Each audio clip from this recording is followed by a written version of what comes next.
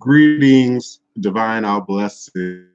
Greet, peace and love, joy and prosperity. Practitioner, author, and advisor, Elagun Oloye, Hoodoo Obeah Bokur, sharing with you in all things spiritual, mystical, metaphysical, cosmic, evolutionary, revolutionary, healing, and holistic from a Pan-African Hoodoo world spiritualist perspective, understanding that all is truly a blessing if you can just see beyond the veils.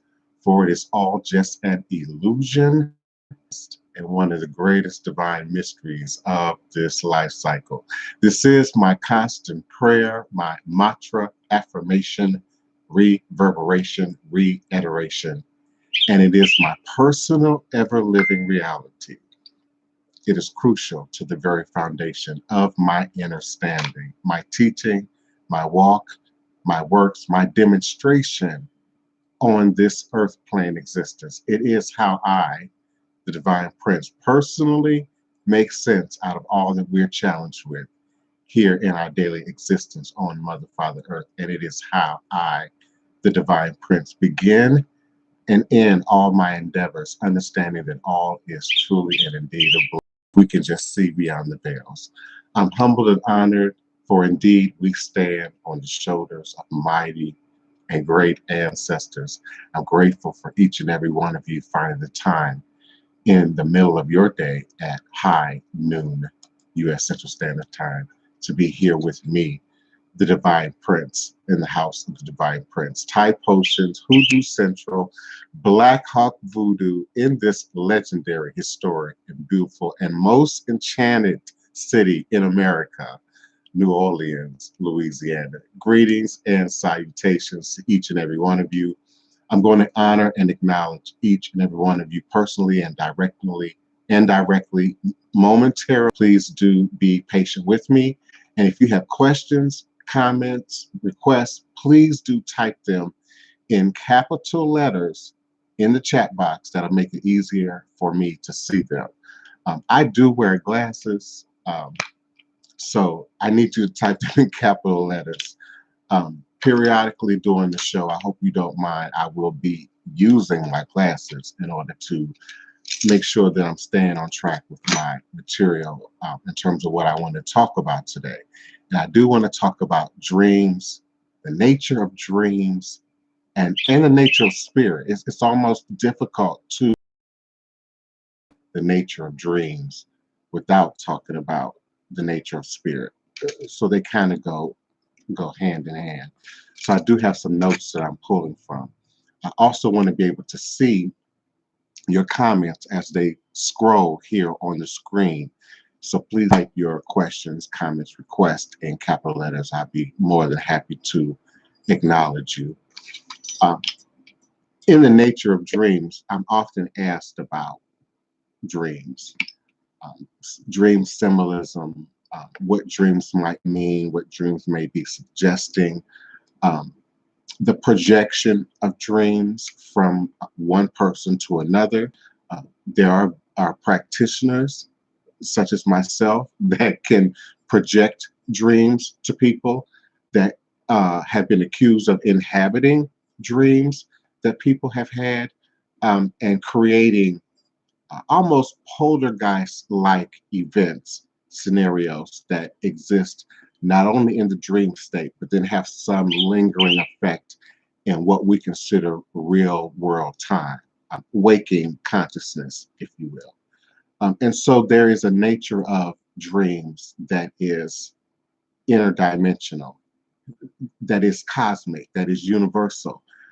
We can discuss neurons and protons and biological things, and they are indeed relative. Biological things, health related things, chemicals, hormones, what we eat. If you're eating bullshit, you cannot expect positive, healthy, evolving things to happen, cosmic things to happen in your brain at the consciousness level. We cannot eat sugar and fats and processed foods and unnatural foods and synthesized foods, and expect to truly and indeed get the biological components of our brain, which affect our mind, if you will, which affect our consciousness. It's a tool that allows us to exist in physicality, exist within earth laws, but also have access to that which is spirit. And that's why I believe many world religions suggest that God blew his breath into humanity, or gave some consciousness to what was otherwise just a clay earthen vessel, and what is supposedly separates us from nature. But we are not separate from nature. We are indeed nature, and consciousness exists within nature. The idea of animism is that spirit, suggesting, implying consciousness exists in all things, even in what we consider inanimate objects. We come to understand that quartz indeed holds energy. We know that scientifically. We know that mathematically. Some of us understand that cosmically, universally, spiritually. It is a powerful tool in our healing. There are many mathematical equations, chemical equations about quartz that resonate with the human body. For instance, it's said that our body is I believe, 70% or more water. Silicon dioxide. There's a molecular structure within quartz that is used in our computer systems, which allows the amplification of quartz ability to store energy, amplify energy, enhance energy, transfer energy from one place to another. So our brains must have enough food, enough water, enough oxygen, enough sleep, enough exercise in order to maintain optimum health. Some of you are concerned about mental health. Some of you are concerned about Alzheimer's, other learning disabilities. So yes, we have to consider biology when we're looking at the nature of dreams. But then we also have to look at how even matter works. At its most basic level, we are talking about molecules, atoms, vibrating light. So our dreams also exist in the realm of vibrating light, but and intra-dimensionally with humanity. So the documenting, journaling that I always suggest that my godchildren do, that my clients do, that my initiates do, writing down, keeping track, because you are indeed processing a whole lot of information, consciously and unconsciously, 24 hours a day. You are not a machine. You are not a computer. So you must, if you're a good journaler, what you're eating, what the astrology of the day might be, the alignment of the planets. Some of you are very sensitive to the Mercury retrogrades and the eclipses and the full moons. You want to document that in your journal, along with your dreams, and then your activities, because when your dreams start to manifest in your activities, sometimes they will be overt and apparent, other times they will be masked, and it may be a few days before you piece two things together, even have that experience of deja vu. But I'm talking just more in a literal sense. So journaling and documenting is critical to understanding the nature of, I suggested yesterday, the specific spiritual code, spiritual language that is being spoken to you. We individually have a connection to spirit, and it all has an individual language. And so you must begin to understand your spirit language, how spirit speaks to you, in what signs, what symbols, what order of numbers, what order of events, and then document that. you ultimately end up with some kind of proof. If you have journaling that suggests something, that predicts something, that talks about something to come, and then it happens, at least you have something to go back and look at and compare to gauge truly and indeed how spiritual you really are, how psychic you really are, how on point you really are with your tarot card readings and your other forms of divination that are being experimented with today. And we welcome experimentation, but also be open to guidance, be open to reading some material, to doing some research, to applying the same university level or higher educational skills that you do for the system, that you do for the government, that you do to get your job, that you do to get your degrees. Apply that in your spirit life. Apply that in your researching and your studying and your understanding of what's happening, not only in here spiritually, but in all the things that we do outwardly, our meditation and our usage of tools and crystals and incense and all the other things. But let's apply it like we would seriously any true and indeed authentic vocation.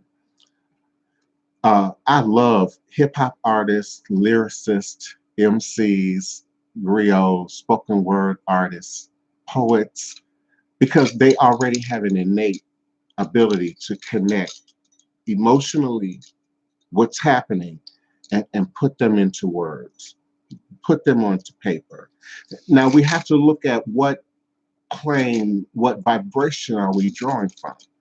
Some of you are sort of operating in the first, second, third chakras, the flesh, survival, the most immediate gratification, the most third chakra, will, ego, but your most basic sense of ego, not your higher levels of ego, because your fourth chakra is when you get into emotion, your feelings, dealing with your past emotions, your present emotions, establishing a foundation so that your future emotional health, emotional picture is brighter than what you may be perceiving even now, even if you feel absolutely great right now. You got to plan for, build a foundation for something to continue to evolve with. That fifth chakra energy is those of you, and some of my griots and my spoken words are there, who are stuck at the fifth chakra, and you're voicing your opinion, you're sharing your opinion. And some of you felt as a child, you weren't allowed to speak.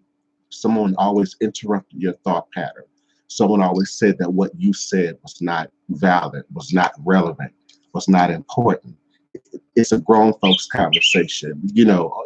Many scenarios where we feel limited in our ability to express, and it shows up as adults in a lack of fullness standing within your ability at that fifth chakra to truly speak from your heart, from your gut, but also from your higher level functions. So that sixth chakra, which also sits with mirrors the third eye, is when we indeed are beginning to look into the spirit realm. First, in your waking state, we begin to discern what's spiritual and what's carnal. First, at the physical level, how people dress, what they look like, how we feel, how people make us feel. Then those of us who are vibrating at a higher level operate from the heart, and love has many facets. I'm not going to digress and go into a whole lot of details about what love is, and we can do a whole nother show about that. You all understand that. Many of us understand that love has many facets. So there's a lower chakra operation in love, and then there's a higher chakra operation in love. But when we're talking about spirituality, religion, culture, ATR, traditional African-based religious systems, we assume because many of you aren't willing to discuss this. We assume that we're already operating at these higher level of consciousness. When we say I am consciousness, when we say I am spiritual, to some degree, we are suggesting that we've done all the spirit work from the first chakra all the way up to the seventh, because indeed, to stand in I am spiritual, no matter where you are on your journey, I'm not judging where you are on your journey. I'm talking about being truthful, being authentic, being organic in where you are in the journey, and understanding that that shows up. I'm talking about the nature of dreams. Stick with me.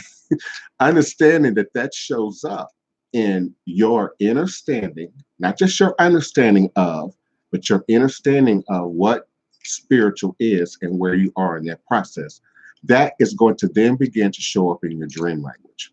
So if you're vibrating at the first, second, third level chakras, you may only identify those level vibrational patterns in your dreams. Is it a lottery number? Is it something that's a sign of something that's maybe not the greatest need to humanity or to the village or to consciousness? But if you are doing the work and you're operating clean and whole and vibrating in clarity, and your angles and your math is conscious to you, then you're able to discern really powerful things from your dreams. You have to consider spirits, jinn, ancestors, gods, goddesses, disembodied entities, aliens in the interdimensional space. Whether we're talking about the dream space or out here in cosmic universal world time. So dream interpretation is not as simple as the quick dream book that we can buy at the New Age bookstore that's going to, like I joked about yesterday, suggest that fish, Big Mama used to say that I dreamt a fish, so somebody got to be pregnant. And I'm not saying that that's not relevant. I'm just suggesting that there's a very distinct individual spirit language that is spoken to each and every one of us that has to be learned. It's just like understanding your gift, understanding your skill, understanding your ability to discern things and be accurate. We're all caught up in scenarios where after the fact, we say, man, I knew this was going to happen. and in that moment, we judge ourselves. So the documenting of these patterns, of these seasons, of these cycles, noting them will only sharpen your ability to really stand in your truth as not only a practitioner of any kind, but as someone who's saying, I'm on the spirit path, I'm doing the work. I know who I am, I know where I am, I know what I'm operating in, I know what's going on. And it makes us then less codependent on any outside person, place, thing to give us that sense of balance and wholeness, particularly when you're in battle, particularly when you're in the struggle. Has determined, science has determined, I believe it was Albert Einstein has determined that in order for us to have this reality that we understand, we all have our own personal understanding of it, but that we all have a collective understanding of what reality is, what consciousness is. Well, he has established through math, through theory, that in order for this to exist, we have to be operating in at least 11 dimensional spaces at once, 11. So one of those length, width, space, time, and the more that follows. We in the spirit practices often consider the first dimension, second dimension, third dimension, fourth dimension. There's a correlation there between those ideas. So our dreams are, in fact, reality.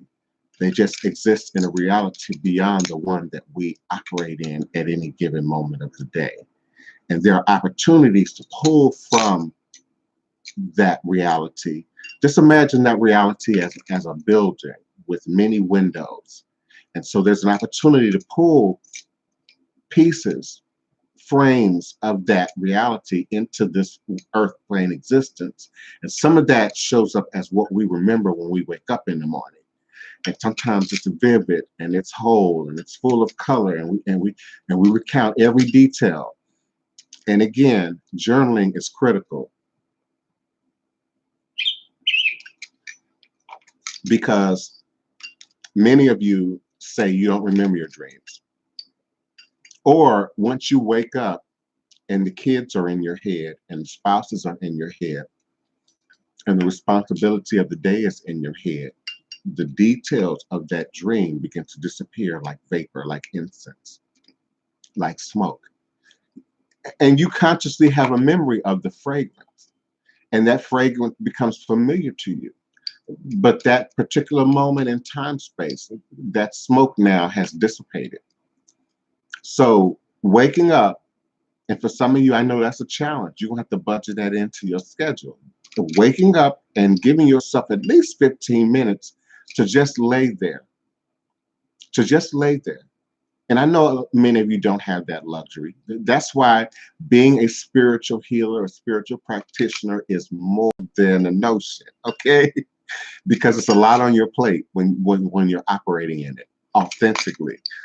But you got to find that time to just lay there and remember what's happening, feel what's happening, so that you can then write it down, note it, and you will see patterns, you will see signs, you will see messages over time. You'll see a correlation between certain symbols in your dreams, certain activities in your dreams, and then real world events.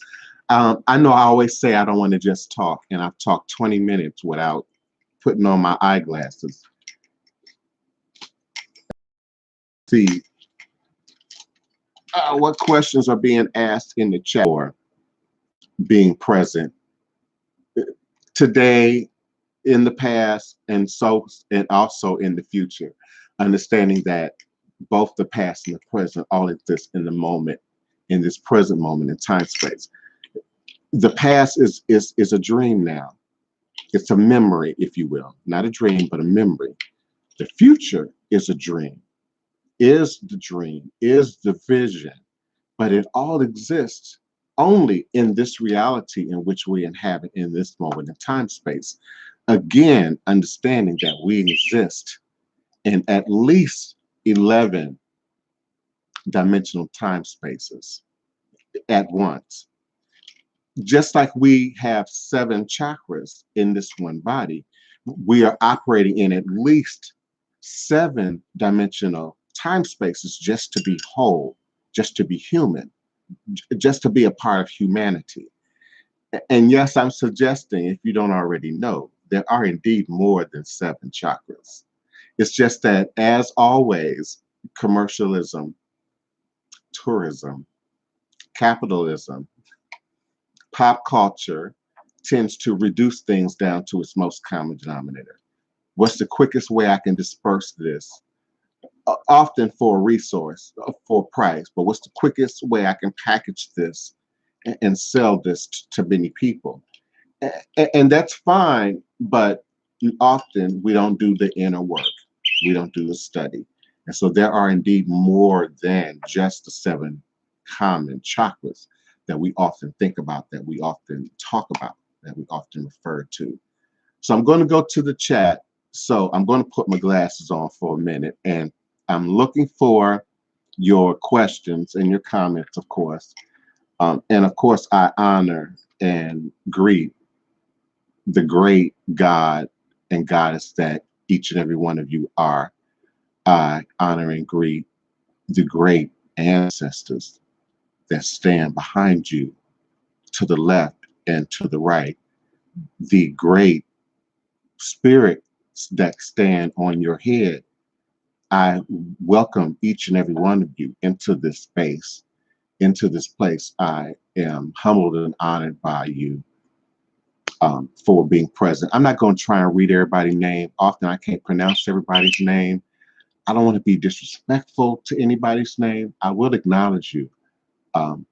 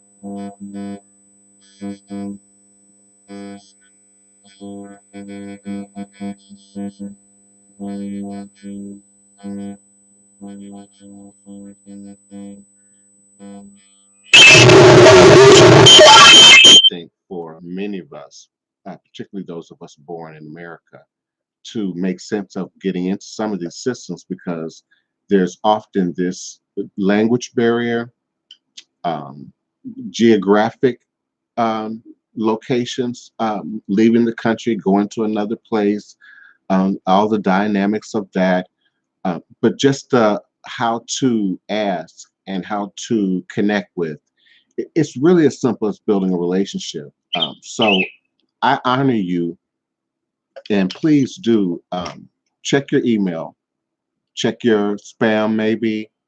Make sure it didn't go to your spam, but all of my email comes directly from my personal email box, but there will be a attachment from my website, DivinePrince at houseofthedivineprince.com, also in the email.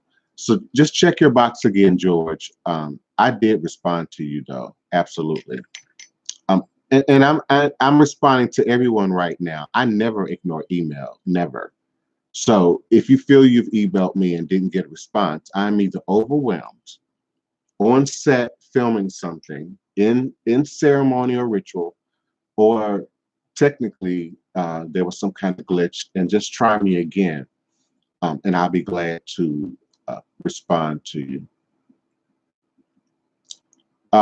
Greetings to each and every one of you. I am always humbled and honored by those who decide to be with me in any format on any platform at high noon U.S. Central Standard Time here on Blog Talk Radio. I want to talk about the nature of dreams and of course, the nature of spirits.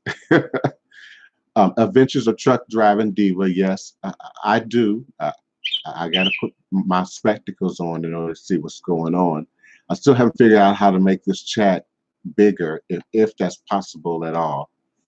I actually do have, you know, a decent sized screen, but it's still not compatible to um, what's going on the left side of the screen and my ability to see it from where I'm sitting. But also, if there's any issues with the audio, please do let me know. Okay, Adventures of Truck Driving Diva. Can people feel spirits into their bodies like the movies? Um, I want to say yes and no, depending on what movie you talking about. Um, I like to use, for example, Ghost with Whoopi Goldberg. To me, Ghost was a phenomenal movie. Not just in terms of entertainment, but in terms of how they represented spirit interaction. Whoopi Goldberg in Ghost validated for me many of the things that some of my longtime supporters have heard me talk about in many ways over and over. And some of my newer visitors, you're going to get used to hearing me talk about, sometimes complain about why it's important to be authentic in the practice. So Whoopi Goldberg played the role of someone Black perpetrating spirituality, and she did it through a universal means using universal tools. And what I mean by that is people will often focus in on tools that don't necessarily require a commitment, loyalty to a particular path, uh, tradition, or system. So they'll choose tarot because you don't necessarily have to answer to anybody for tarot, which is really a spiritual person understands of energy in the universe, not from the universe, but then that's going to also manifest at the spirit level, more tangible, more evident than anything we can construct figuratively or realistically. In this, always a response. Tarot, fortune telling, because there's a belief. Again, you're operating at the lower chakras. There's a belief that there's no spirit attachment there to any particular system, any particular hierarchy, any particular order of things. And there's a hierarchy and order of things in all things, even how you got here. From the egg and the sperm fertilization process onward, from the building of one molecule into two, and the division of cells, there's a hierarchy of things. There's an order of things. There's a process. You don't make a cake in reverse. You got to start with something and then add something and then mix those things and then combine some other things in order to then create that cake.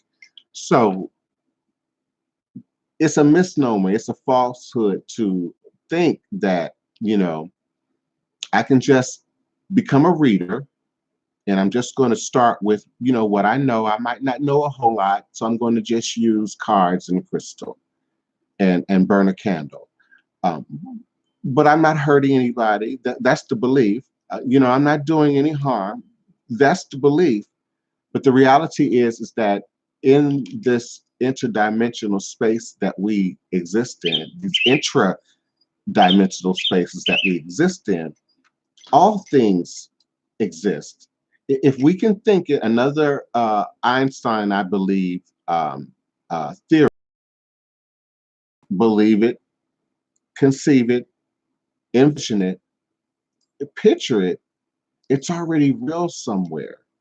It mirrors that biblical sentiment that you can somehow look at a woman and fornicate. And I've seen that, and many of you have seen that too. Have seen a man look at a woman, and literally the fornication has already happened. It ain't physical, ain't nobody touched nobody, but that you feel that violation as a woman. You feel naked in that moment. So if you can envision it, good or bad, it's already real. When we discuss racism, white supremacy, police violence, black on black crime, home invasions, the opioid epidemic, when we envision all of these things and then take them in and then process it consciously and then talk about it. And some of you, maybe you don't talk about it, but you've already processed it. You've heard it. You've seen it on the news. Your neighbor discussed it. Your brother told you about it. You've already taken it in. It's just like the difference between hearing something and listening, okay, but it's already in there. And so we are then projecting back our idea about that thing, our want, our need, our dream for that thing, our disgust for that particular thing. All of that is voodoo. And all of that creates an energy, a power, a vortex, a response, a reverberation, I said, from creation that then comes back and shows up in your life and in the lives of the people that you might be working with or that you might have projected that energy on, or who may have been involved in that particular scenario. I try to speak in the most general terms as possible first so that you can grasp the concepts. But then I want you to understand that voodoo, spirituality, ATR, religion, it is an all-encompassing thing. It affects every fiber of your being, every aspect of your reality. So if you are doing candle work, you are doing tarot readings, you are doing astrology, you are doing black magic, you are doing Ifa, you are dibbling and dabbling in any of these traditions, you are opening doors and portals, and that will show up often in your dreams. So learning the language of your dreams is critical. Sometimes your ancestors will stand up in your dreams. Many of you dream about your grandmama, your granddad, your passed on loved ones, and you're trying to make sense of what's being said, what's being communicated. Is this real? What is the purpose? What is even the point in some cases? And I believe always the point is beneficial, always. That's why I say all is a blessing. It's always a point. You might not see it in the moment. You might not get it in the moment. You might not understand it in the moment. And that's why journaling is critical. It's critical. But if you can believe it, if you can think it, if you can envision it, if you can dream about it, it's absolutely real. Even your most ridiculous dreams possible. Because I'm not going to spend a whole lot of time, not in this show, going now into the details of quantum mechanics, quantum metaphysics, because you can Google that on your own. I want you to Google 11 dimensions. I'm trying to make it as simple as possible. Google how many dimensions do we exist in, or just Google 11 dimensions, and you'll find all kind of simplistic and otherwise very complicated explanations of what that is and how that works. Okay, so even the most ridiculous dreams you have exist somewhere, because in the understanding of these dimensional spaces that we exist in, there's first those that mirror our reality, the same items, the same look, the same position, but one or two things might be off. In one frame, I might not have glasses on. In another frame, I might be wearing glasses. In one frame, I might be drinking water. In another, I'll be drinking coffee. But there's first a dimensional reality that we all understand, we all can sympathize with, empathize with, but the details might be different. We've all had somebody pass away. We've all had somebody injured. We've all had somebody win something or lose something. But your story might just be a little bit different from my story. Okay, different realities, different inter-realities, okay? But then there's a reality that's completely off. I'm drinking kombucha, which is something I would never drink. I'm eating something I would never eat. I'm wearing something I would never wear. And so in your dreams, you're going to have those ridiculous dreams. I was in a costume. I was naked. I was flying. So you've got to get a grasp on your own personal inner language, and then your spirit language and how spirit is communicating with you. Uh, I don't want to miss any of your questions. Ashley Harris, and if I'm skipping order, please forgive me. I'm going to go and find all the capitalized questions. Ashley Harris asks, how come the same ancestors reveal herself to you in dreams and not others? No, that's absolutely a very pertinent question. That's an important question because often, Triple Goddess, I'm gonna come back to you. Forgive me for not saying the questions earlier because y'all understand the screen is moving up on me. So when I don't have my hands on the mouse, I then got to go back and scroll up to find uh, uh, the questions that are in the chat.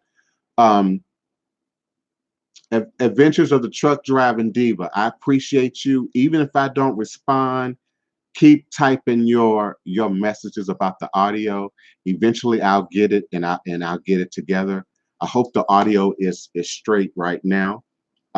But please, just because I don't respond, don't think that I don't appreciate you doing that. I absolutely need somebody to tell me what's going on with the audio. But what was the question I was answering? Oh, the ancestors that come through. Another common or an associated question to that is someone has passed on and people are wondering at what point should I get some kind of interaction with them? So there is stories about spirit interaction as with the who talked about in the other chat the other day. She slept in the bed with her grandmother even when she passed on. And so there was some spirit interaction there and some residual activities afterwards, okay? Again, we're operating in more than one both inter and intra-dimensional spaces all the time. Some of us have consciousness of more than one at a time. Sometimes that shows up like deja vu. Sometimes that shows up like memory. Sometimes that shows up like vision and projection of the future. Okay. So in the spirit realm, first, there's an understanding of how evolved, how heavy or how clean, for lack of better words, is the spirit when it passed on. Is there some repair that has to be done? Is there some fix that has to be done? Sometimes the spirit is moved on to somewhere else. And then those dead, they're present, but they don't always communicate back to us.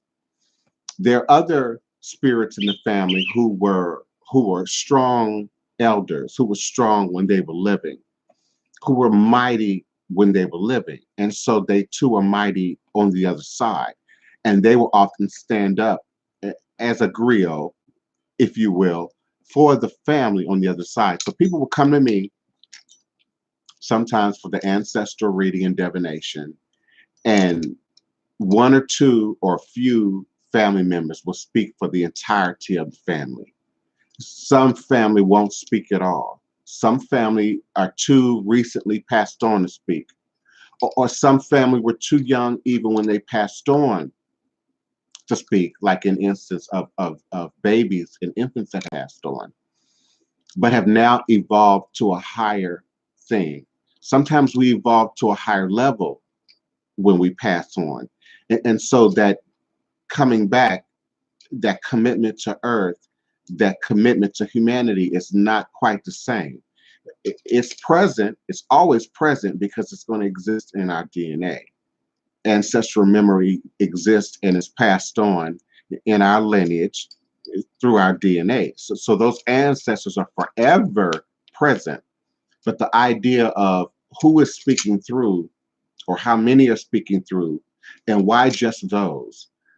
Many cases, and particularly in a consultation with me, the most relevant will speak through.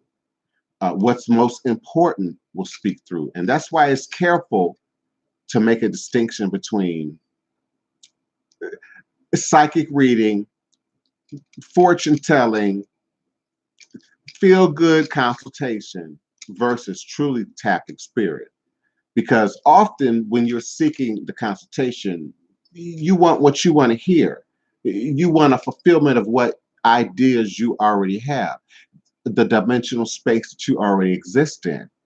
If you're operating with an authentic practitioner, such as myself, you're now asking me to open portals and doorways to other dimensional spaces, other realities. So those ancestors, beloved, are coming through, may only speak to what they feel is most important, either with you, or in your family, or in your bloodline. They could give you information that steers the course of everything that happens in the family after you by something you do. You decide to take this job or not take this job. You decide to relocate to this particular location, house, or state, or you choose not to. I talked in a previous show about sometimes it's the idea of going out my house and going to the left or going to the right, going up or going down, can determine whether you were where you needed to be on 9/11, can determine whether you were needed where you were needed to be for Hurricane Katrina. It's that determining factor. How come, there was a car accident and 4 people made it and the 5th person didn't? And then when we're talking about those spirits then coming back to speak, well, then who's going to speak? In the car weren't from the same family. So then would all of them come through and speak uniquely and individually to their family of who's speaking, who's coming through? In your case, clearly the matriarchs are coming through. And I'm not trying to give you a personal reading, but it might sound like I am, so forgive me. Sometimes I can't control it, but the matriarchs may be coming through. And they may be trying to pass something down to you. They may be trying to make a point of passing on some responsibility to you. And that sounds lofty. It can be grand. It can be wonderful. It could be a blessing, but also it could be a burden. And that's why doing spirit work, even as a reader, it's a blessing on one shoulder and a curse on the other. Because not only are you dealing with your own stuff, your own language, your own baggage, your own history, your lineage, but now you're also doing so with the people who are coming for the reading. But in terms of the dreams, I know I tend to digress, forgive me. In terms of the dreams, who is coming through is probably who's most needed right now, what may be most pertinent, what's most important right now, what should be most considered. And because it's being brought to you, it's specific to you. You know, one of my pet peeves is people who try and read me, a well-established documented reader, without asking me, without my permission, which in itself is a violation. We're not allowed to read people without their permission. People who claim to read celebrities based on what they see in the media, as opposed to what I do, sit across the table from a real celebrity, or hold Skype or phone conversation with the real celebrity. That's 2 different things. We're not allowed to read you. I can't just go into the chat now and pull stuff out of you all's story, though that's present. It's always present. It's in the air, but we can't just go in there. So, beloved, if the ancestors come to you, it's because the message is meant for you. Now, it may resonate throughout the family, it may resonate throughout the world, but whoever is speaking needs to speak. It's imperative that they do the speaking, and it's imperative that you hear the message, that you understand it, that you dissect it, and that you do the work associated with the messages that they are bringing. bringing spirits into the body, like in the movies. I know I was talking about Whoopi Goldberg and Ghost, and there was a point after we established that Whoopi Goldberg was a shenanigan, perpetrating shenanigans, that the real ghost, as it was in the movie, entered her body. And yes, now we're talking about possession, and people can be possessed by both ghosts, disembodied spirits, which is technically he wasn't a ghost, he was a disembodied spirit. We identify ghosts.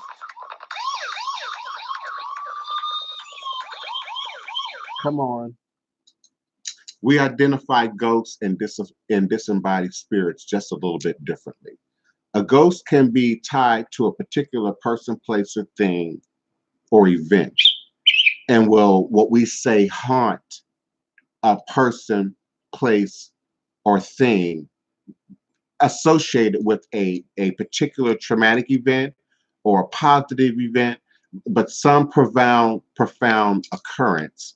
A disembodied spirit should have moved on, could have moved on, but it's left because it has some work to do. Something has to be done. Something has to be fulfilled, as opposed to a ghost might be a reverberation in time, a loop in time of a memory, if you will, positive and negative. So a child laughing, a ghost manifesting that. Uh, Someone moaning or crying, a ghost manifesting that. But Whoopi Goldberg, because you're asking about spirits entering, having the ability to enter people's body. Absolutely, yes, and now if they're changing their voice, which is another question you're asking, now we're talking about something else, because now if they're trying to manipulate reality as opposed to a reverberation of reality, a remembrance or remembrance of reality, a memory. Now you're talking about manipulating time and space, manipulating how you feel, getting you to see something otherwise that was not ever there or may not have ever been there. So in the manipulating of the voice, you're implying a jinn, a demon, someone who's trying to trick you of something. It's often said, even in the Bible, for you Bible scholars, that you must discern the spirit.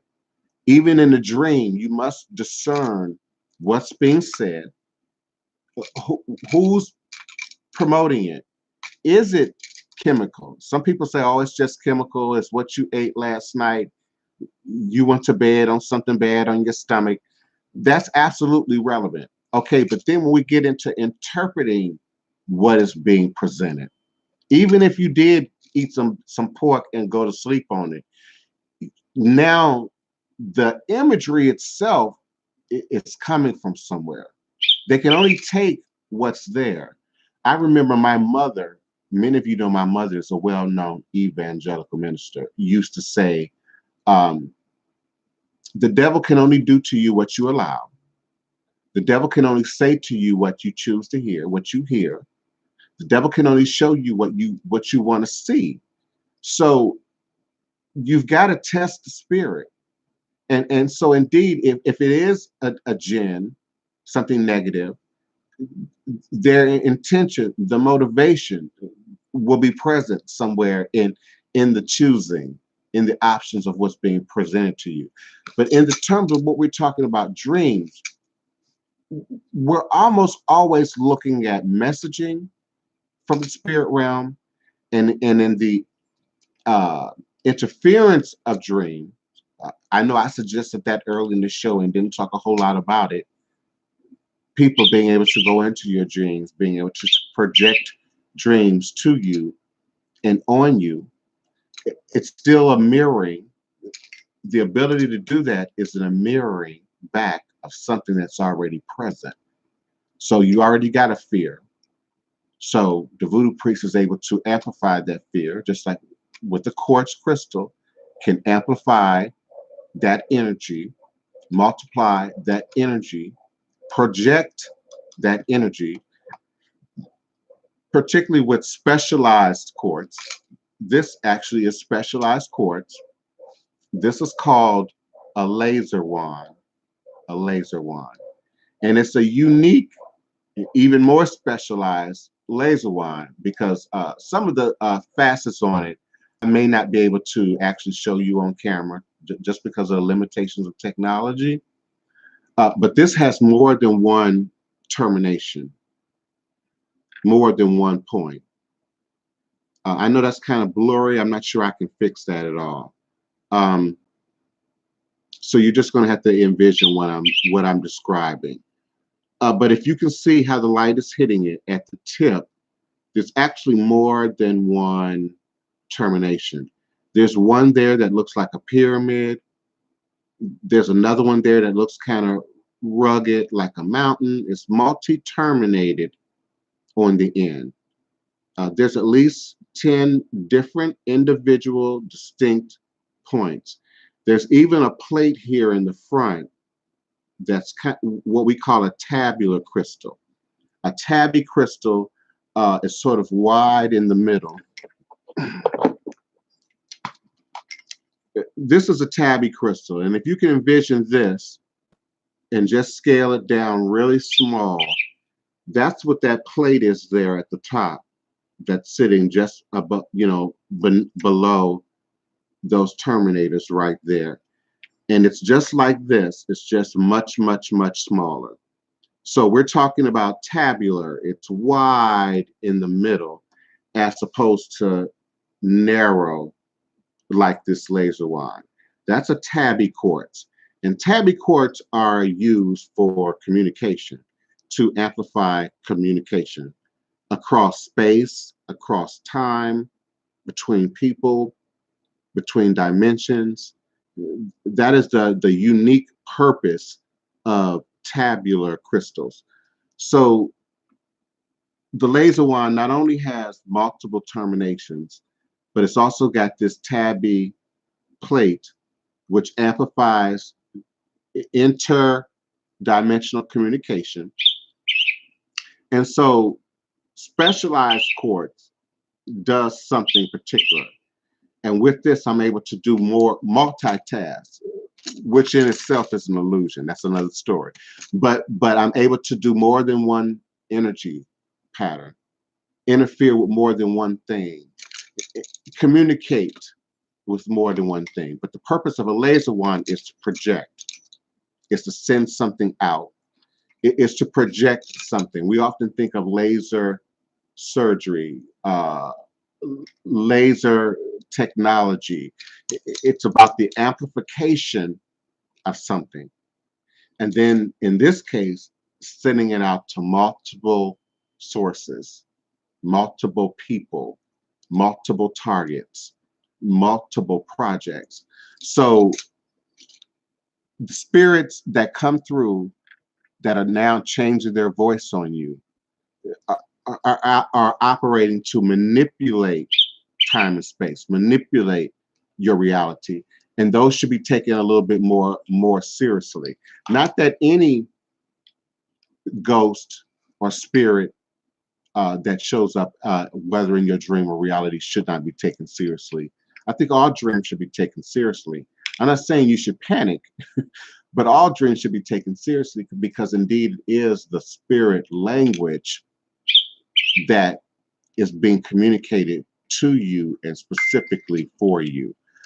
I know I'm addressing many things because we've talked about many things. Some of you are coming in late, but I appreciate you. But forgive me if we're talking like we're jumping around in topic, because we are jumping around the topic.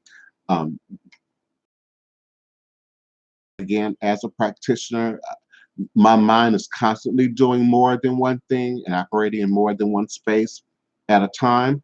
And my job is to sort of focus that and bring that into a narrow place for a moment in time, so that I can focus on what I'm doing and not be here and there. And that's one of the jobs of a spiritualist, because if you're truly and indeed a natural born, organic, gifted spiritualist, you're experiencing some of the things that I experience. And that's one of the challenges. Uh, uh, Triple Goddess, Orisha's calling you. I spoke to that to some degree on yesterday. Um, and Evron, um, your last name, Adnomo, Adamo, forgive me if I'm saying that wrong. I'm gonna come back to you, okay? Just let me address this question of Orisha's. Um, I I spoke to that on yesterday. People will say, I'm dreaming about Loa. I'm dreaming about Orisha. People will also say I have similarities to a particular Loa, or I have characteristic traits similar to a particular Orisha. People will also say, I'm in need of love. I need Oshun. I need Frida. I'm battling. I'm trying to build something. I need Ogu. I'm trying to open the door. I'm trying to pass through a particular gate. I'm trying to get beyond a particular block. And people will say, I need Eshu. I need Lekba. Um, People will say, I need to harm someone. And they might call on any of these deities. And the reality is that we are all blessed first with your own ancestors. And if you are in a idealistic place, no slavery, no middle passage, no white supremacy, no interference with one culture to another, no world domination, no colonization. If we were in an idealistic place, you would be born into your family lineage with a set of ancestors by bloodline, with a set of deities by lineage, and then that would carry on, and then that would be passed down through the generations. Here in the New World, that has been disturbed by the Middle Past. That has been broken up by slavery. So you could be dreaming of Orisha, you could be dreaming of Loa because you have a particular favor for, because you've seen enough videos of, because you've done enough research of, because you've seen enough of it on Facebook, on Instagram. There could be, and I'm not devaluing your question. Please stick with me. Your question is valid. I'm because of the nature of who I am. I'm being organic and honest with you. Um, but that's not how you choose Orisha. They don't call you in that way. They don't call if they're calling you in your dreams. I interpret that as they're trying to say something to you. They're trying to talk to you. They're trying to show you something. They're trying to warn you of something. They're trying to warn you away from something. That's what I hear when I see calling. If you're asking me, are they choosing you as a daughter, as a son, as an initiate? It's not done like that. It's only done through divination, through a qualified divination. And then the divination, the deity that's born on the board of divination then has to be born, has to be raised, has to be manifest. And then there's a ceremony, an actual ceremony where that which was born on the divination has now been made manifest. And the community comes together, the parents, the godparents, the great grandparents, the elders, the armor bearers, the nurse practitioners. I'm using language that everybody in the room can understand. The midwives come together, and then the deity is birthed in the initiate on your head. So there's a process. It's not Oshun called me. It's not Oshun called me in a dream. Um, so that means I'm supposed to be her child and now have to respond. She could absolutely authentically be communicating something to you. And particularly if you're not already within that tradition, then you go and see a Babalao, you go and see an Ianifa, you go and see an Orisha priest, you go and see a Voodoo priest, you go and see a Hogan, you go and see a Bokanan, you go and see a Mambo, a qualified practitioner, and then you have a divination done. People will say, well, my ancestor said this to me, my ancestor said that to me. And listen, I've seen the power of the ancestors. I had a dream, the ancestors said that it was a document hidden in this particular place in the house, and I went and looked for it, and it was there. Okay, I've seen that. I've had that happen to me, and I've seen it demonstrated in others. Okay, that's one thing. But then I had a dream. My ancestors were speaking to me. We were at a barbecue and we were eating fish, and it means a particular thing. Without immediate demonstration of that, that has to be then interpreted.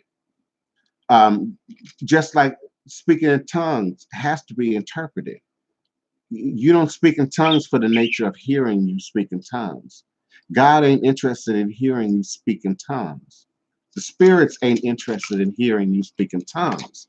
The reasoning for interpretation is that something is being communicated to you or to us or to the room that has to be interpreted, legitimately interpreted.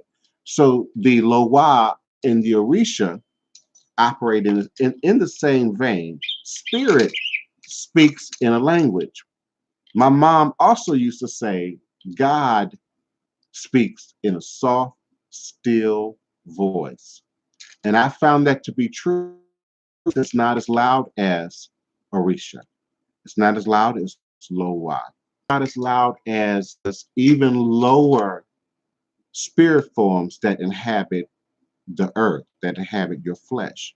For instance, how loud is God's voice when you are halfway through that pint of caramel pecan ice cream, knowing you don't need it, knowing your sugar already high, knowing you already challenged, with maintaining your weight and or your diet? Where is God's voice then? Where is God's voice 2 minutes after you get into the act of fornication? You get into the act of cheating on your partner. You get into the act of cheating on your spouse. How loud is God's voice then?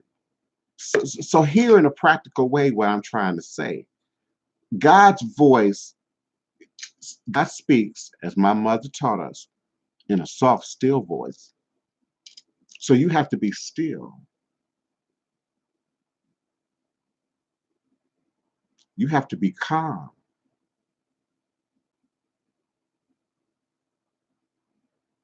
You have to be tranquil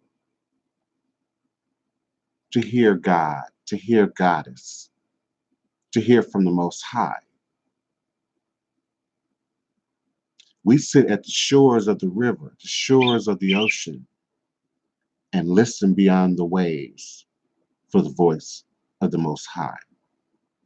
You sit in the stillness of your sacred space with your sacred music turned down just low, and you listen for the voice of God. You listen for Goddess. You listen for the Most High. It will not speak over you. It will not talk over you. And some of you are loud talkers. Some of us are aggressive talkers. Some of us talk a lot. Some of us talk so much we don't hear what's being said. I have a friend talk so much she don't hear anything I say. Not a word. I just explained that. I just told that entire story. You didn't hear it because you were too busy telling your story. And that personality type, even when their mouth isn't moving, they're already formulating story. Before you can get it out, they've already filled in the blanks for you in their mind. And let's be clear, that's operating in intra-dimensional time space. That's someone who's going in and out of being in the moment, being present in the moment, and it's traveling in the past, in the future, while you all are trying to have a conversation. They're going way back to what you already did. They're going way back to what had already happened. But y'all are talking about what's going on right now. But you are talking about the future. Well, I wanted this, and it's supposed to be that, and but y'all are not in the moment. That is interdimensional time space. That is traveling back and forth between time. Many of us have a complication, a challenge in just being present in the moment, just being present, just hearing. So the act of hearing from Orisha, hearing from Loa, why do we do ritual? Why do we do ceremony? It's like a combination. It's like a ritual pattern of calling. They respond to a particular vibration. They respond to a particular order of things. But then also your vessel has to be open to receive spirit and to be what's said by spirit. And so in the act of possession, going back to the earlier question about spirits inhabiting body, we're inviting spirit in the act of possession. And that's why we feed them what they want. That's why we give them the tobacco, we give them the rum, we give them the honey, we give them the melons, we give them the meats that they desire, that they require. Because now we're inviting, now we're invoking spirit. When you're in the dream state, you don't necessarily invite the dreams come. And whoever's speaking through the dream, you did not necessarily initiate that. Dreams can be projected at you, but you don't initiate the dreams yourself. And so that's why I say in a dream state, what's being communicated is more and often than not a message. It's a communication. When we start talking about spirits getting into bodies, now we're woke. Now we're talking about phenomena. Now we're talking about possession, transpossession. Now we're talking about negative forms of possession, like the movie The Exorcist, which is another movie that I strongly feel pulling that information from the real world and from their dreams, focusing in on what's the next thing that I can enterprise. But every individual has those experiences.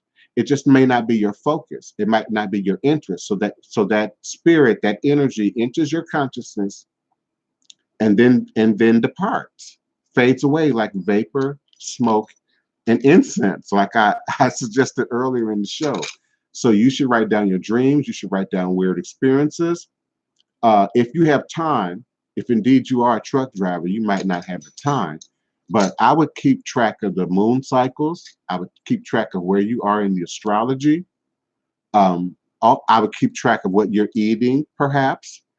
I would keep track of your work schedule, which you already do. You know how much time you're on the road. If your name truly indeed suggests you're a truck driver, you know how much time you're on the road. So you know you were traveling. You know you were in between one location and another.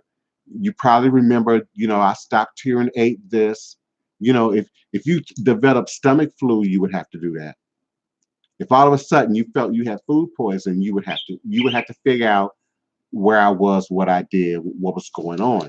So in terms of understanding spirit, yes, you want to record weird experiences and what happened, what other things led up to that, or maybe happens right after that.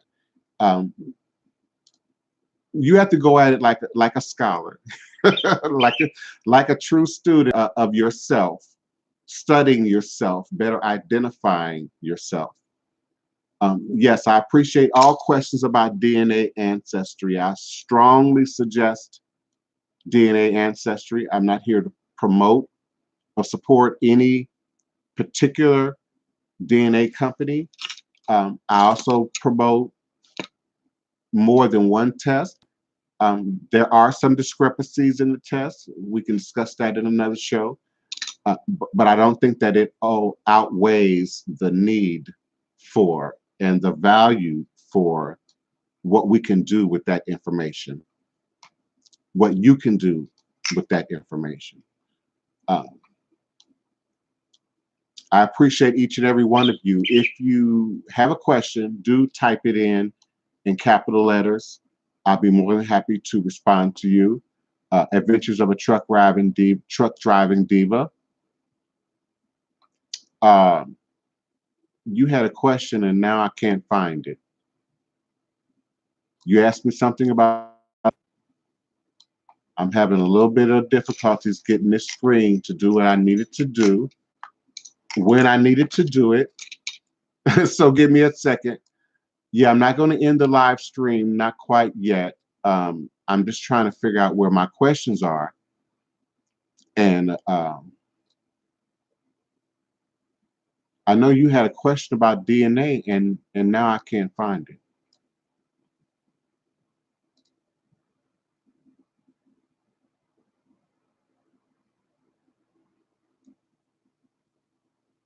Oh, okay, I see it. If you do DNA repair, it helps connect with ancestors. Absolutely. And DNA repair, people say, well, what is that? It is indeed what you eat, because that's stored in your DNA. How you live, how you exercise. It's how you decide to show up first for yourself in addressing self and making yourself as whole as you can be. But then that trickles down, translates into your family, your children, your lineage.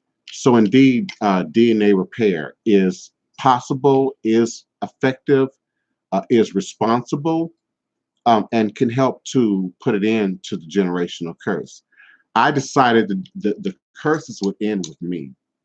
I decided that it would not, I wouldn't be a procreator of, I wouldn't be a person to continue on any of those negative, sick, unhealthy patterns that existed before me. Whether we're talking about my lineage, whether we're talking about slavery itself, we all would think that we are seeking to put an end to negative things, negative occurrences, negative energy patterns that exist, that are present, not only in our culture, but in our families and within ourselves. So everything that we do is going to be written in your DNA. It's written in the book of life, if you will. So any actions, activities that heal, that are positive, that are helpful, are not only self-empowering, but empowering to your lineage and then ultimately to the village and to the community.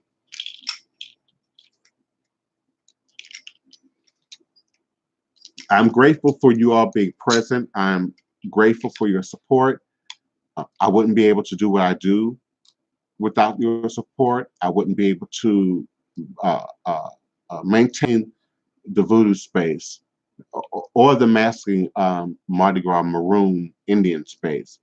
But I also wouldn't be able to just be present to do what I do here for you each and every day at high noon.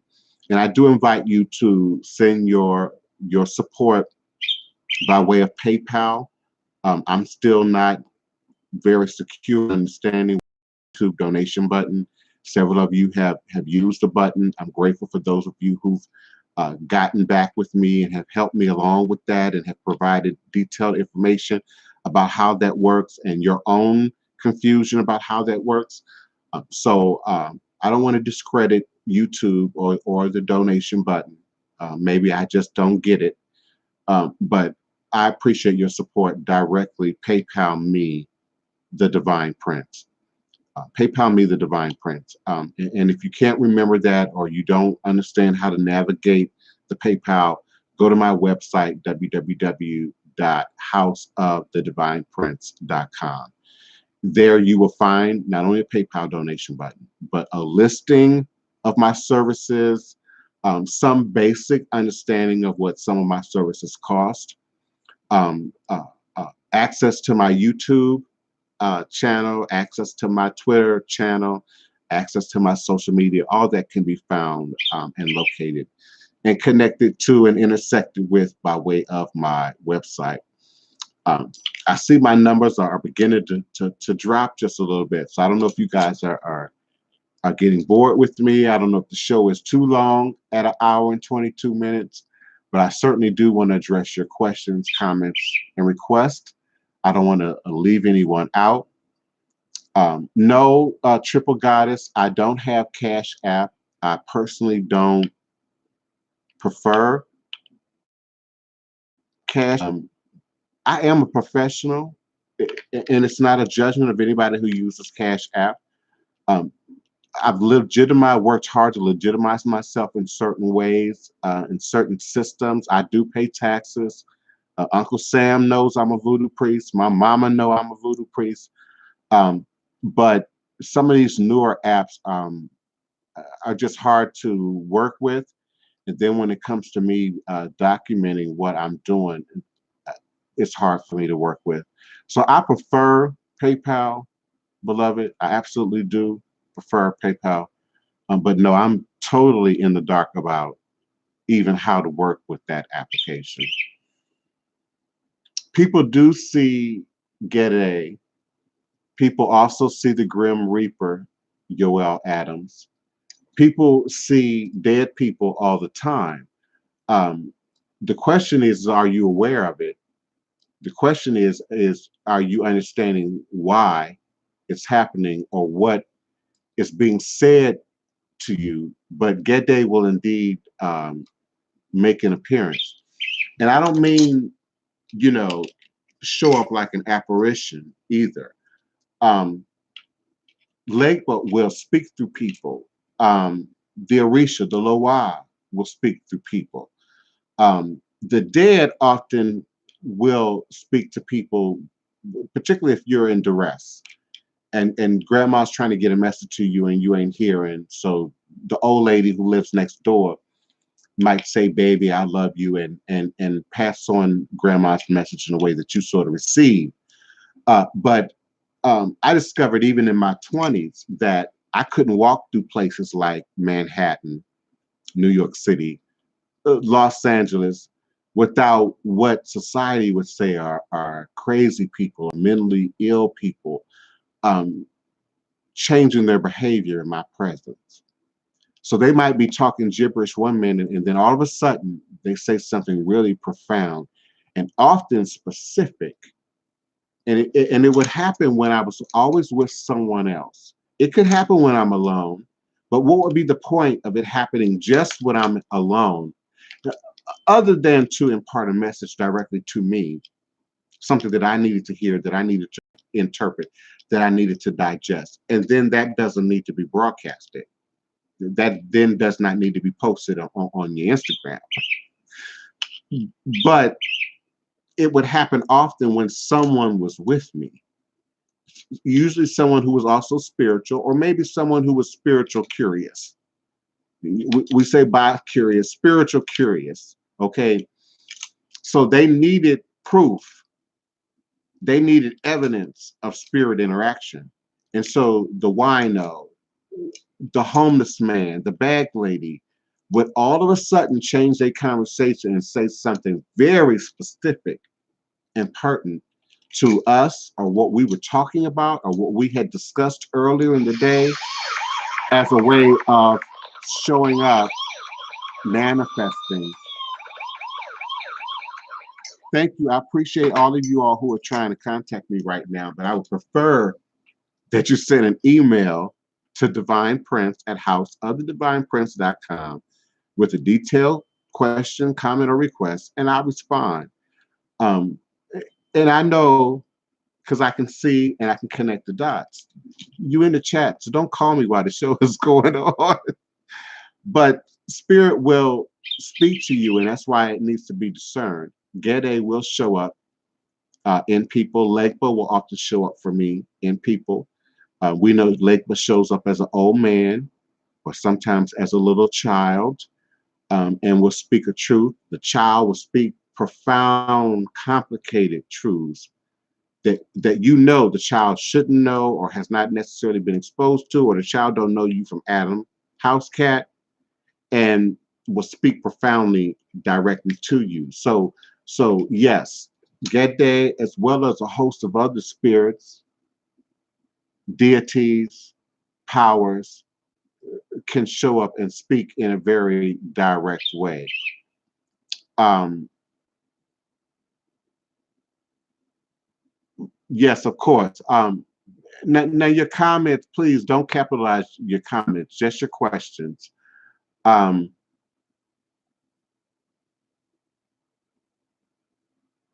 I appreciate you. I'm grateful for each and every one of you for being present.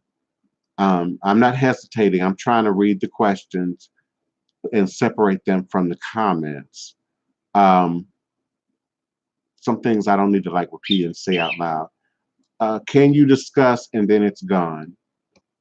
Okay, distinguishing timelines if you have deja vu or have visions. Divine self-healing. I love you. I support you. I appreciate you. That is a question. That's the kind of question I like to talk about. Distinguishing between timelines is important because, as I've established before, we all do it. You hear me say it, and it sounds spooky. It sounds supernatural. It sounds magical. But the reality is that at the mathematical level, we all do it each and every day. It's a human experience to have deja vu. It's a human experience to say to yourself, I knew I shouldn't have trusted that MF. I knew I shouldn't have done that. I knew this was going to happen. It's organic and natural for everybody to say that. What we don't do is connect the dots. What we don't do is have a journal of signs and symbols of previous experiences that show us, that give us that proof of, okay, this, when this happens, when those three birds land to your right, it represents an offensive move in the spirit realm. And so you expect this to happen. That was a look into my coding too, by the way. So yes, you have to document, you have to make sense of what's being communicated. And timelines are important because we are stepping in and out of the past, the present, the future at every moment of our existence. Everybody is. And if we think of what a god is, what a goddess is, a god, a god or a goddess exists in the past and the present and the future. God is all things, all encompassing. We say he's everywhere at all times. We say she created all things, so she existed before and she will exist after. And then we say, I am a god. And then we say, I am goddess. But don't we follow then those same rules? Not quite, because we are also human. We also exist in the flesh. We also exist in earth. So then earth has a timeline. And the illusion of earth's timeline, goddess, is linear, that time somehow exists in a straight line. And so we look forward and we look backwards. But time doesn't exist in a straight line. Atomic time or cosmic time or universal time is spherical, like a crystal ball. And so time, we experience time from the center, okay? But time is really moving to the left, to the right, up and down, forwards and backwards, all at once, uniquely, universally, based on where you're standing within the sphere. Because if you understand the math, and I know many of you in the chat do, time is only relevant to matter and where matter is positioned at any given time. So I'm occupying one time space, but now I'm occupying another time space because I physically moved. So my perspective is different now. What I'm able to see and envision from this position is uniquely different from what I'm seeing here. So in understanding and distinguishing timeline, okay, journaling, but if you're talking about real waking time, that takes practice because we can all sit now in our truth and we know we're in this moment. But the minute we go into, man, I wish I had have done this back then. I wish I had have made a choice. When we go into worrying, to fretting about the past, to arguing with a family member or a loved one or your spouse about something that happened in the past, you have shifted timelines. Now you're existing in the past. Now you're attempting to rewrite, correct, fix the past. The logical mind says you can't fix the past. The spiritual mind, the cosmic mind says that what can be fixed can only be done right now in this present moment. So you've got to distinguish the now. You've got to distinguish, forgive me, I'm a little dry mouth from all the talking. You got to distinguish the now, where you are now, where we are now, what's happening now, what you want now. Enjoy what you feel now. Some of you are so busy living in the past or the future, you can't experience the present. You can't find the joy in the present. You can't appreciate just what's happening in the right now because you're either in the process of the remembering or you're busy looking forward. I tend to be busy looking forward. I'm always creating. What's the new idea? What's the new project? What's the new job? What's the next ceremony? What's the next gig? And I have to remind myself to stop and exist in the present timeline. Now, goddess, not goddess, I'm sorry, divine self-healing. We could also be looking at future lives, future incarnations, past lives, past incarnation. And that too takes some practice to separate. Now, of course, there are characteristics. What's being said, what's being talked about, what shows up in the dream and or the vision, what are they wearing, what was in the background. And often when people ask me to interpret a dream, those are some of the questions that I ask. What do you remember? How did you feel? What was present? Who was present?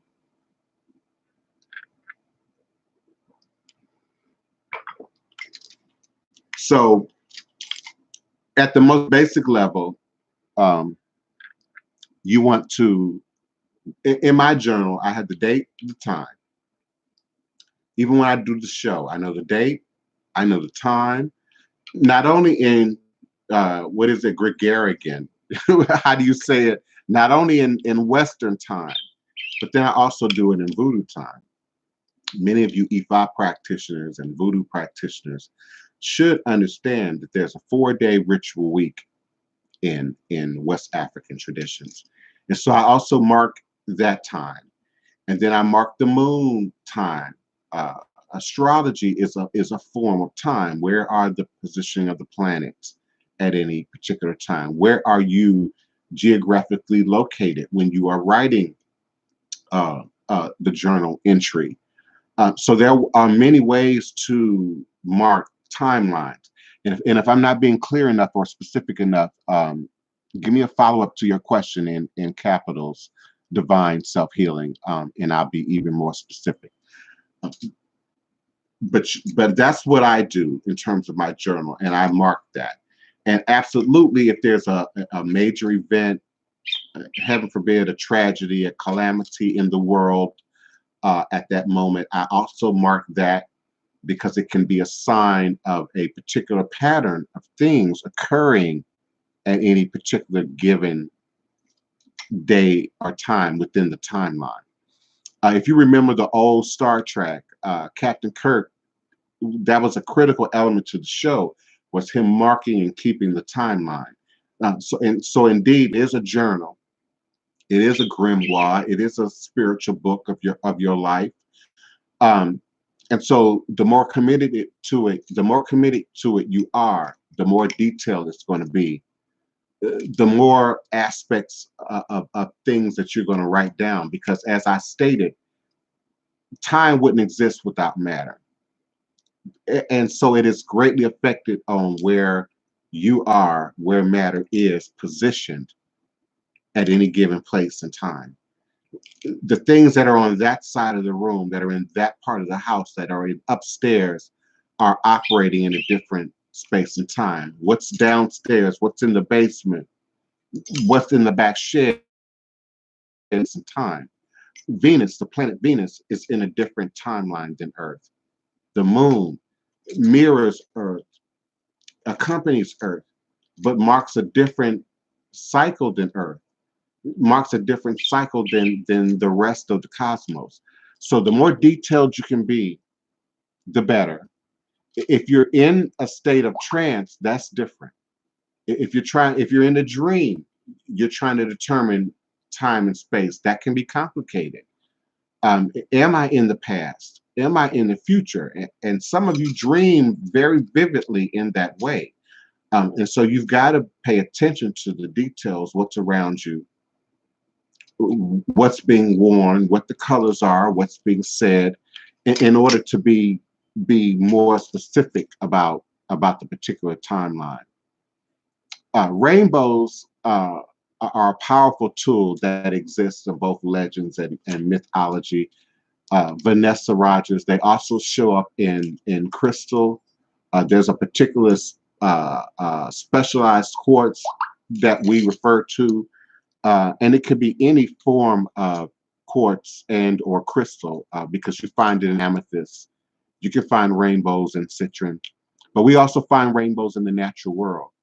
And from a mathematical perspective, we understand that rainbows are an extension of a prism, and then light passing through a prism and then breaking into pieces, refracting into the various red and yellow and pink and green, purple and orange and blue. Now we can sing a rainbow, sing a rainbow, sing a rainbow too.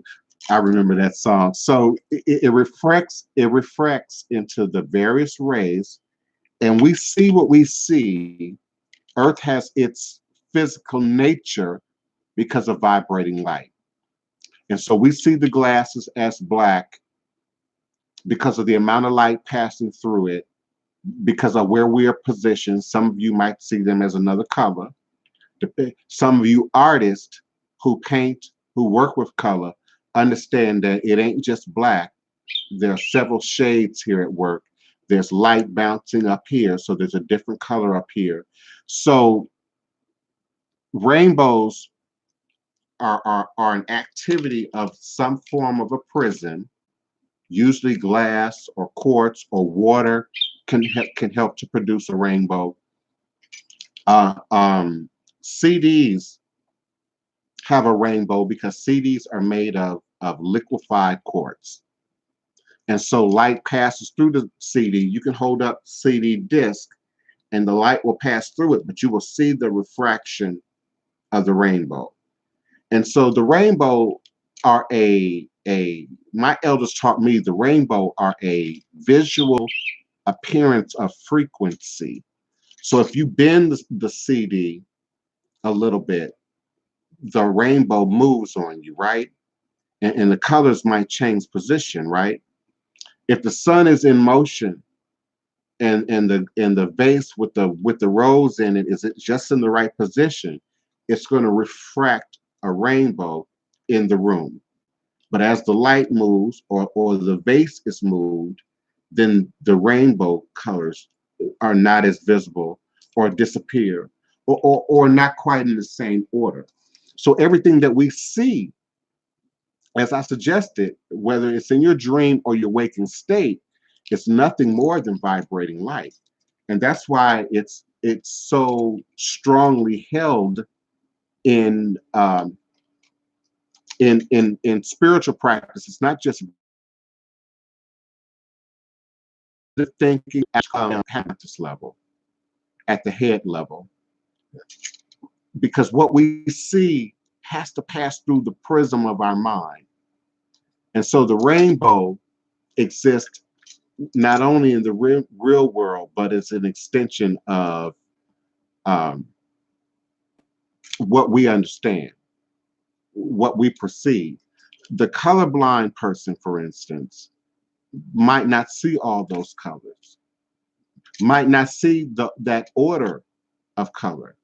And so a person who's vibrating at a different level than you might not see a spirit, might not see an angel. And so it is as simple and as complicated as that. Um, Rainbows exist to remind us that we exist and vibrate at a multi-dimensional reality.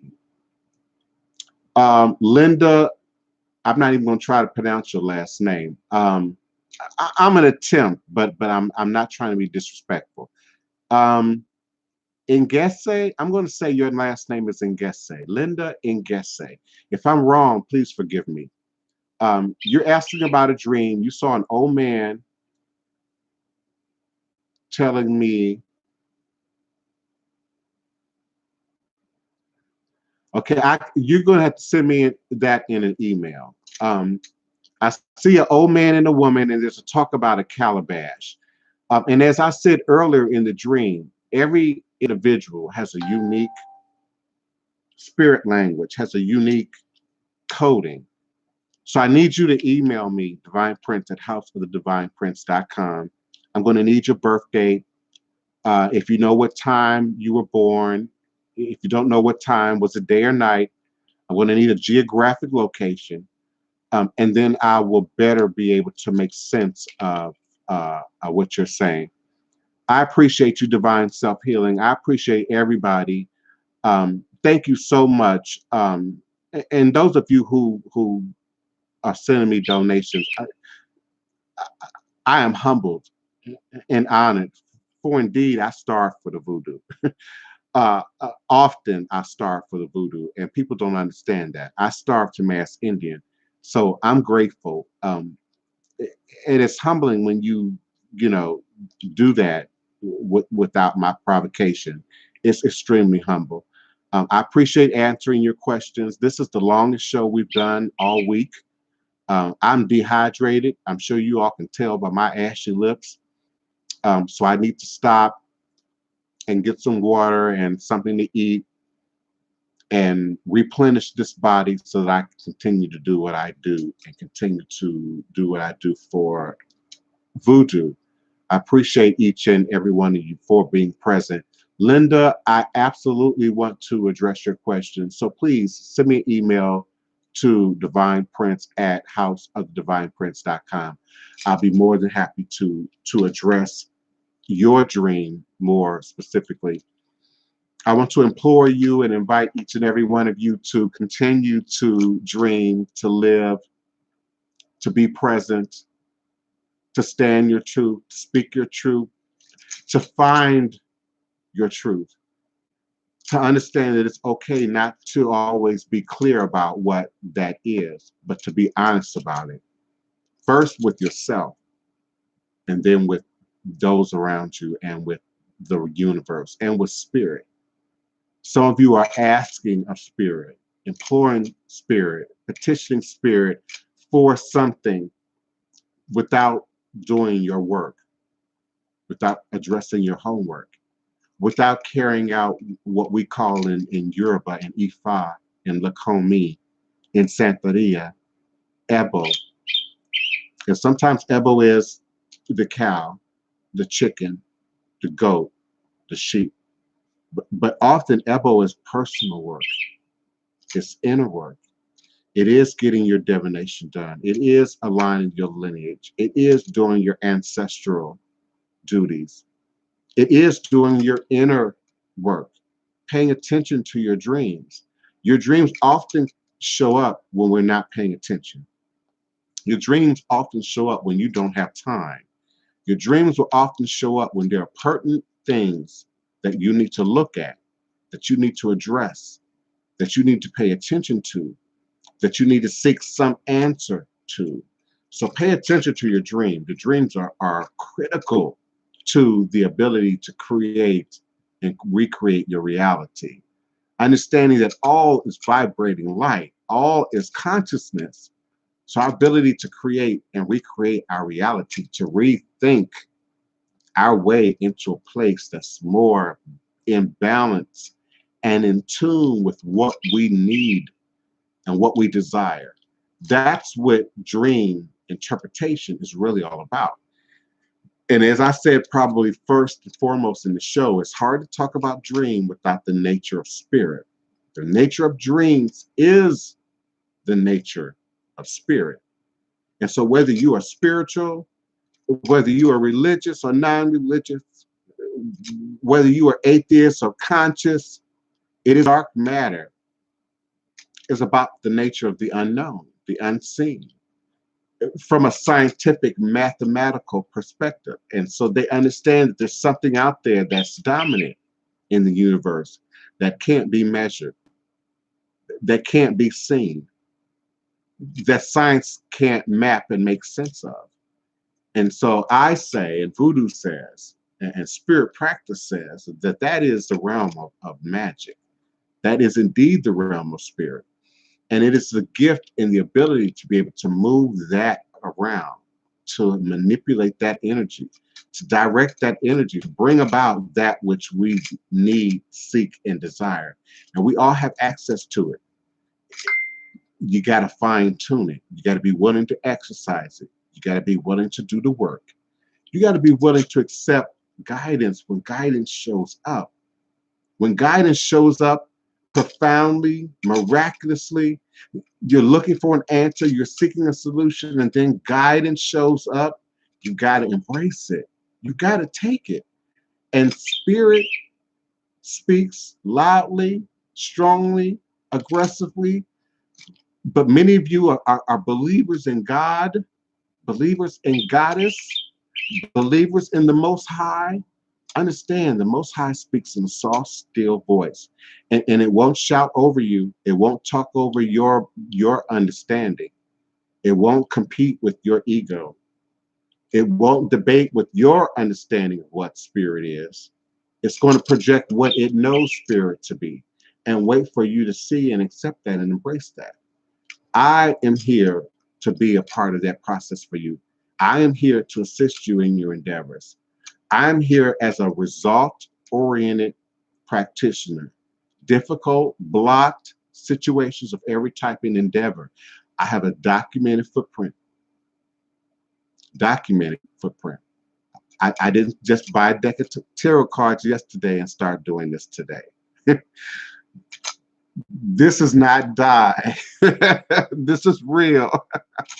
All is truly and indeed a blessing. If I don't have any other questions to immediately address, I am going to end the show so we can all replenish. Alicia Peck, I am born from Chicago. I wasn't quite raised in Chicago. My father moved us away from Chicago when I was quite young, but I still have brothers and sisters in Chicago. I still have roots in Chicago. And so I appreciate you. I'm looking to see if I'm missing any questions before I sign off on the show. I certainly appreciate that this is a confirmation for you, Triple Goddess. Follow through on your confirmation. Feed spirit, pay spirit, feed the ancestors, pay the ancestors, and feed those who assist you in your process. All is truly a blessing.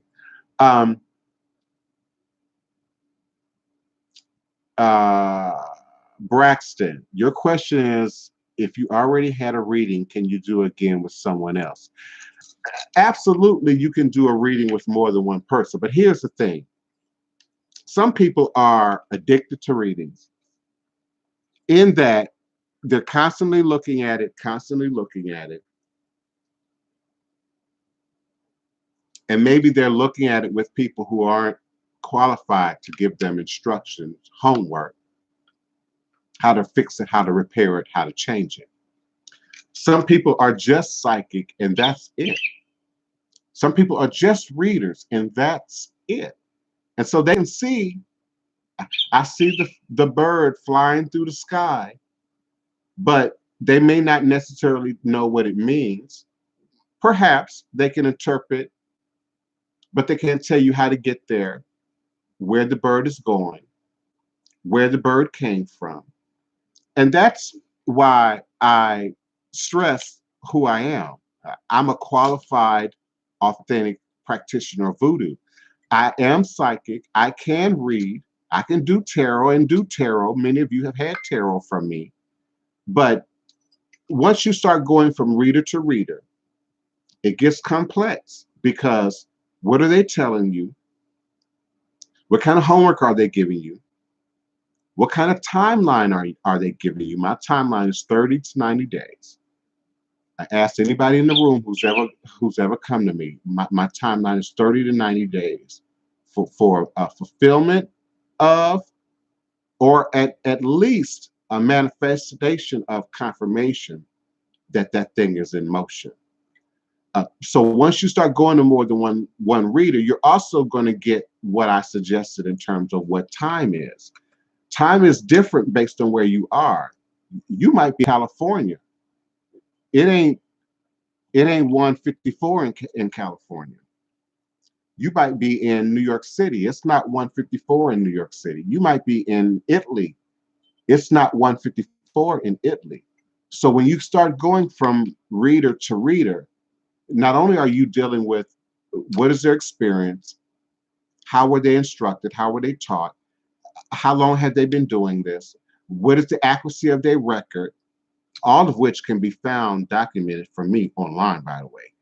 How many people have used them and commented on them and said, you know, it was a bunch of bullshit or it was actually what he said. You got to consider that when you're talking about going from one reader to the next. But let's assume that you're going to absolutely qualified readers. You're still dealing with the laws of time and space. So what I see right now from where I'm sitting is not what you see from where you're sitting, because we're in different locations. We're different vessels, and the light is passing through different prisms. You know, I have 7 sisters. I can ask Teresa one thing and get a response, and ask Wapani something and get a different response, and ask Kim something and get a different response, and ask Rochelle something and get a different response, and ask Tessie something and get a different response, you know, and so on and so on. And we could all be looking at the same event. We could all be watching the same game. Now, we all saw the Saints game, okay, but why is the outcome different than what we all saw? All of us were readers that day, and we were all looking into the crystal that day. So how come the outcome and what was said is different? So yeah, when you start getting into multiple readers, and particularly if you're only talking about readers, yeah, it's going to be complex. I don't just do a reading and it's over and done after reading. My clients stay with me. There's a follow-up. You know, what you said happened or it didn't happen. What you said kind of happened, and what can we do to push that through? So think about that when you're asking about multiple readers. I appreciate you all. I appreciate having all of you here. Those of you who have hung on. This is so far the longest show that we've done, but I am going to end it. Even my Blog Talk Radio show was only 2 hours long. And we've gone an hour and 56 and 44, 45, 46, an hour and 57. And I am so appreciative. Please do send me an email, Rocky Braxton. I hope I'm pronouncing your name correctly. I will respond to you immediately. I certainly do appreciate each and every one of you. Triple Goddess, I appreciate you for being confirmation that I'm doing what I need to do. And so thank you so much for being present. Truck driving diva, I love you for being consistent and always present and always speaking up and showing out in each show.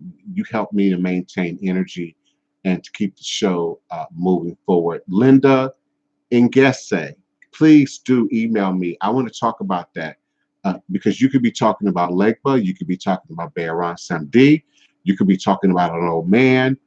We've got to look at that dream and the calabash. The calabash always holds something, always contains something. So there's something that needs to be received. There's something that needs to be had. So we need to discuss that. Um, we need to talk about that. So send me an email. Uh, thank you all for being present. I think I've covered all the questions that I can locate. I might not be here tomorrow at noon. I do have a dental appointment, so I'm not quite sure if I'm going to make it back in time. If I miss tomorrow at noon, I will probably broadcast Saturday here at noon. But check back with me. Please keep my YouTube page moving. Share my videos. Invite people to be here. And listen, I welcome critics. I welcome critics. Just be respectful, but I welcome critics. Some of you are sending, your emails in private, and I respect that because it shows that you're trying to be respectful and not disturb the platform. But I don't have problems with people asking questions here in chat.